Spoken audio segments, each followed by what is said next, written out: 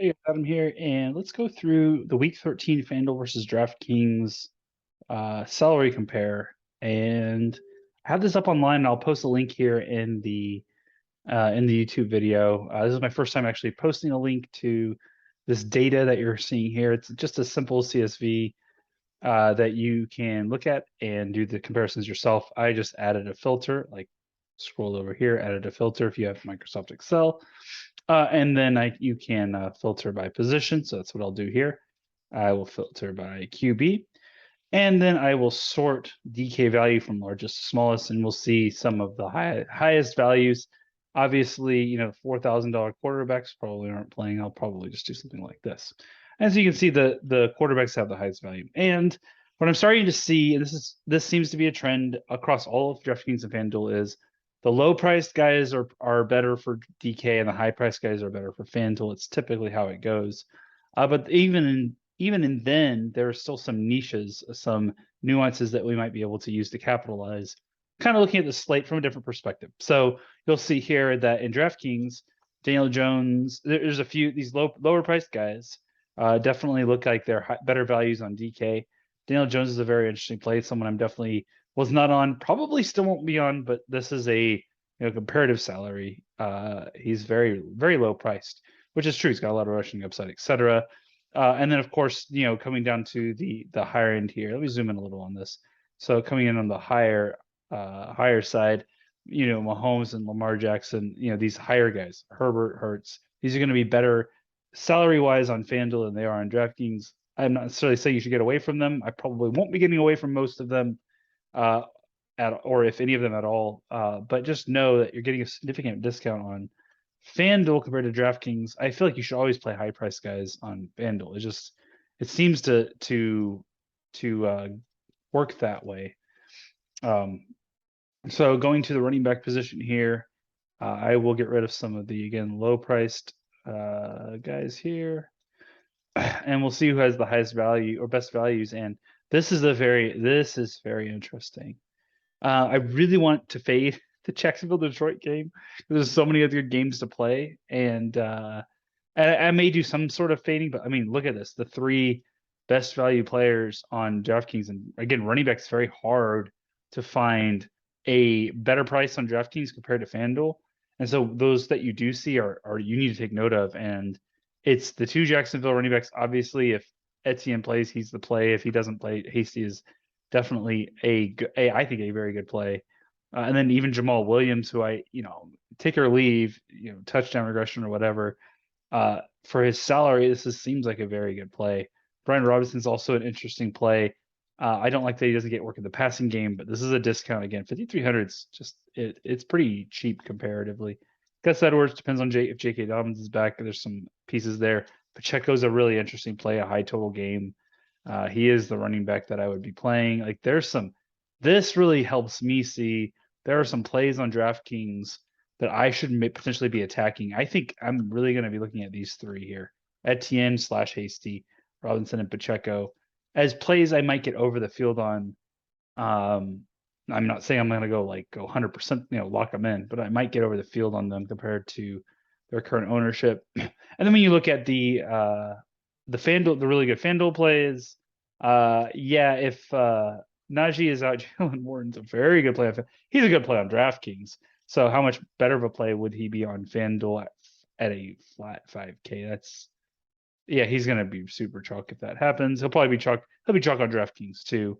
But you can again see higher price guys are going to be a little bit pricier on FanDuel.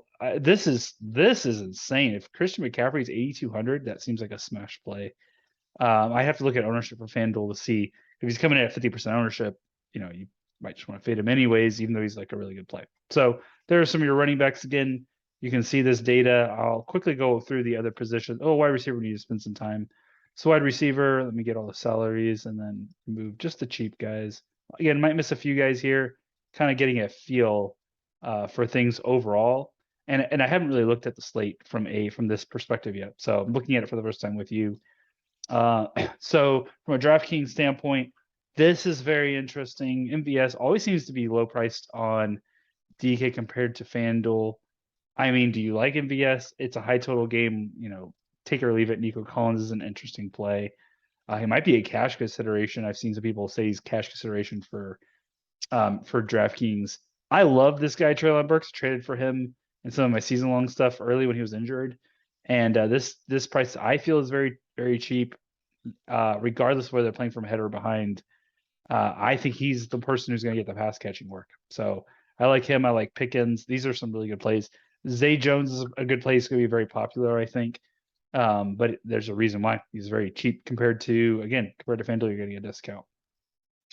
And then moving down again, we could talk about all these players here.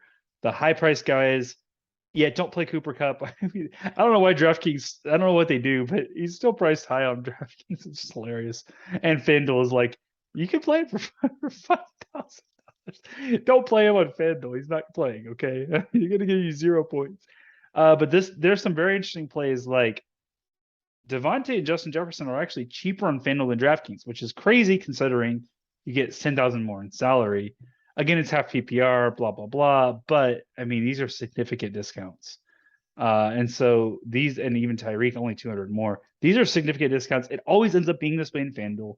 The high price guys typically are more discounted on FanDuel, and it kind of makes sense with half PPR. But, take or leave these discounts. The other way you can look at this is if you're playing DraftKings, hey, these guys are pretty high priced. Maybe I don't want to play these guys as much. You can look at it one of two ways, or maybe you think they're appropriately played. Like, use the data how you want to use it. So that's wide receiver. Let's look at tight end.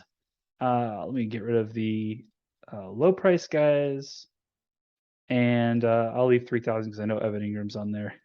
Logan Thomas is actually, wow, look at this. Tight end, remember the min salary is 4,500.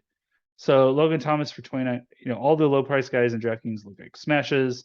All the high price guys look like good plays for FanDuel. Once again, take or leave how you think that will play into things.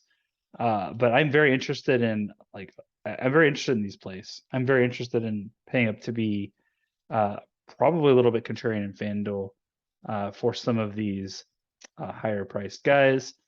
Again, tight end's going to always look that way because of the min salary on FanDuel, and it's just what it is. And then defenses. Defense, I actually get a lot of value looking at this. So, whoa, look at this. Oh, that's a good play. The Steelers D. I got to look at ownership for this, but that is a very good play. The Packers D, that's going to depend on if Justin Fields plays. If he doesn't play, they're going to be chalky. It just is what it is. The Texans D against Cleveland, that's... but look at these prices. Like, I can go for this. I know it's Cleveland. I know it's Deshaun Watson coming back, blah, blah, blah. I can go for a $2,300 Houston defense, but I definitely like these plays a little bit better. Titans and Broncos. I just like playing cheap defenses. That's kind of who I am. The Jets D is a very good play. Like, the fact that we have so many of these cheap defenses on DK showing up as very good values compared to FanDuel salary. I'm very interested in this. I might just live here. I might just live in this range and play a bunch of cheap defenses. Sometimes I've been paying up, but I probably am not this time. I'm probably just going to play these cheap guys. And then if you look on the FanDuel side, man, look at this Chargers D right here. It's cheaper on FanDuel than DK, and they have the ability. They do have the ability to. It's going to be a lot of passing, and any game environment with a lot of passing means there's opportunity. It's opportunity they can score 40 points, which is possible. There's also opportunity for a pick six. So if you get a pick six and a couple of other interceptions and a sack or something like that, the Chargers D could actually be very good. And so just keep that in mind. This seems like a very good play on FanDuel. And all these other defenses are more expensive than the Chargers D against the Raiders. Oh, that seems like a very good FanDuel play. So I even like 3,400 on DraftKings a little bit. Probably won't play that much of it, but okay. So there it is. That's the DraftKings versus FanDuel analysis in a nutshell. I will again post a link to this data, so this CSV, so you can see it for yourself.